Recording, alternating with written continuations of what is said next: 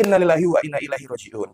1,2 triliun dana lender yang diberikan dan dikelola oleh Dana Syariah Indonesia itu terancam hilang. Kenapa? Karena ada beberapa red flag yang saya cermati setelah menonton podcast Curhat Bang Densu dan podcast Kasih Solusi di situ. Yang red flag yang pertama, kecurigaan saya berawal dari si brand ambasadornya, Pak Dude Herlino. Nah, Pak Dude Herlino ini kan awalnya dia sempat menjadi lender, terus kemudian dia menjadi brand ambassador. Ada suatu pertanyaan yang tidak ditanyakan di podcast Bang Densu dan podcast Kasih Solusi. Berapa Pak Dude Herlino tadi kehilangan uangnya? Dan kalau saya cermati, mereka berdua mungkin juga tahu bahwa Dude Herlino mungkin sudah menarik uangnya yang di PT Dana Syariah Indonesia. Dan itu aneh. Kenapa?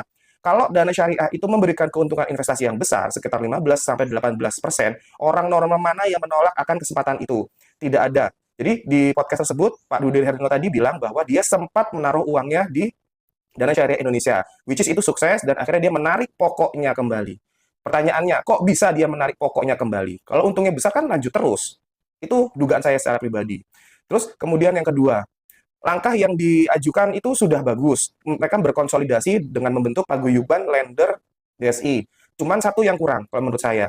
Mereka harus segera mengambil langkah hukum dengan menyewa lawyer atau kuasa hukum. Kenapa? Kalau sifatnya cuma konsolidasi, kalau sifatnya cuma paguyuban, terus Anda demo biar didengar anggota dewan, itu nggak apa-apa, biar viral aja kan, bagus itu, langkah yang bagus. Cuman kuasa hukum ini harus ikut, karena saya melihat ada itikat tidak baik yang akan dilakukan oleh PT DSI, karena DSI tadi itu menunda-nunda pembayaran, dan katanya berjanji dalam setahun untuk melunasi. Mereka menyatakan bahwa mempunyai gedung di SCBD, tapi katanya yang kalau dijual itu juga nggak sampai 40-50 miliar, sedangkan ini triliun. Terus katanya juga ada investor, tapi investor siapa yang investasi hampir 3 atau 2 triliun dengan perusahaan yang sudah di-stop oleh OJK. Itu tidak mungkin, tidak nalar. Logiknya nggak nyampe. Jadi, kalau saya boleh menyarankan adalah yang pertama, segera hire kuasa hukum untuk langsung secara simultan lapor ke kepolisian untuk dugaan pelanggaran pidana dan ke pengadilan negeri untuk dugaan pelanggaran perdata.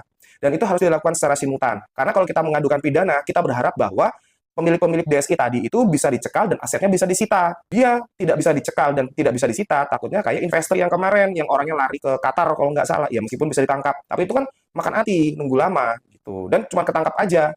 Gitu. Terus bagaimana agar kita setidaknya uang kita kembali? Ya pakai penyitaan aset tadi dan lapor ke perdata untuk gugat balik.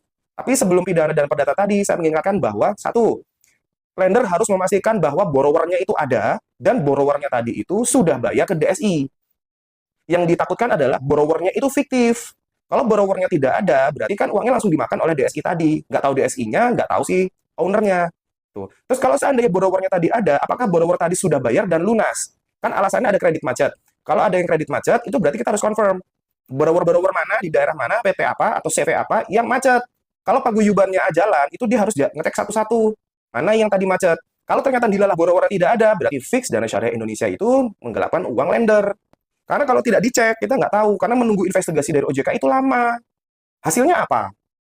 OJK kan paling cuma bilang, ya nggak bisa bayar gitu kan. Ya dihukum tangkap gitu. Ya itu bagus, cuman kan kita butuh uang kita balik. Mau ditangkap, mau enggak, mau dipenggal, dipancung secara syariah juga kita kan pengennya uang kembali. Apalagi ini kan pakai embel-embel syariah. Sesuai dengan ajaran Rasulullah. Kita berusaha semua syariah. Pinjam duit di koperasi syariah. Beli rumah di KPR syariah. Bahkan model bisnis kalau ada yang jual dagang pentol syariah, kita beli pentol syariah. Karena ini sudah mencederai umat Islam. Dan seyogianya paguyubannya juga lapor ke MUI. Biar MUI itu ada kerjanya. Karena ini sudah pencemaran nama baik Islam. Karena ada embel-embel syariah di situ. Kalau perusahaan yang berazaskan syariah itu sudah melakukan skema Ponzi kepada lender-lendernya, kepada masyarakat Indonesia yang notabene banyak yang muslim, itu sudah pencemaran. Itu sudah menghancurkan. Karena ini syariah loh. Katanya kan akadnya juga muharabah. Karena akadnya sesuai dengan Islam, maka orang tertarik dan melihat sosok Pak Dude Herlino dan Ibu Alisa Subandono tadi kan yang kelihatan syar'i sekali. Ya wajarlah orang tanam uang ke sana. Itu kalau saya tahu ada informasi Dana Syariah Indonesia yang ya dari dulu saya sudah tanam. Cuman saya takut karena waktu itu bunganya 15-18% kebesaran. Ya nggak mungkin, kita pinjam duit ke bank aja nggak sampai segitu kan. Deposito atau kita beli apa aja di instrumen sana kan nggak sampai 15%, 10%, 7% aja jarang. Bahkan nggak sampai. Tuh, jadi saya harap video ini di-share kepada korban-korban PT Dana Syariah agar bisa segera melakukan langkah hukum. Tidak perlu nunggu hasil audit OJK. Jadi sementara mereka bersuara biar agar viral itu bagus dan didengar anggota dewan, mungkin, maybe ya. Dan tapi langkah hukum jangan lupa. Segera hire kuasa hukum. insya Allah Allah Subhanahu wa Ta'ala akan membukakan jalan kepada korban Dana Syariah Indonesia.